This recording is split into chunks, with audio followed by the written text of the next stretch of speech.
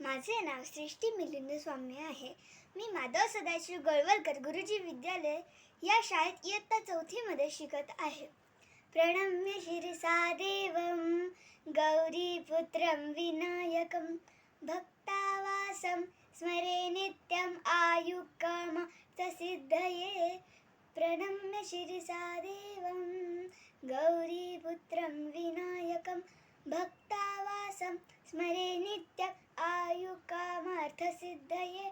प्रथमं वक्रतुण्डं च एकदन्तं द्वितीयकं तृतीयं कृष्णपिङ्गाक्षं गजवक्त्रं चतुर्थकं लम्बोदरं पञ्चमं च षष्ठं विकटमेव च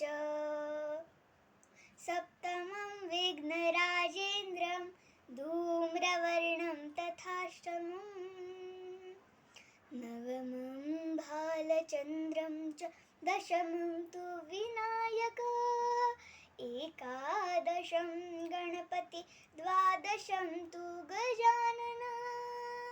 12 एतानि नामानि त्रिसन्ध्यं यत् पठेन्नरः तच विघ्नभयं तस्य सर्वसिद्धिकरं प्रभो.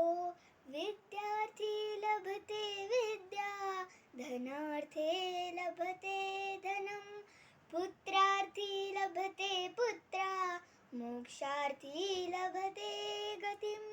जपेत् गणपति स्तोत्रं षड्भिर्मासैः फलं लभेत् संवत्सरेण सिद्धिं च लभते नात्र संशयः. अष्टाभ्यो ब्राह्मणेभ्यश्च लिखित्वाय समर्पये तस्य विद्या भवेत् सर्व गणेशस्य प्रसादतः.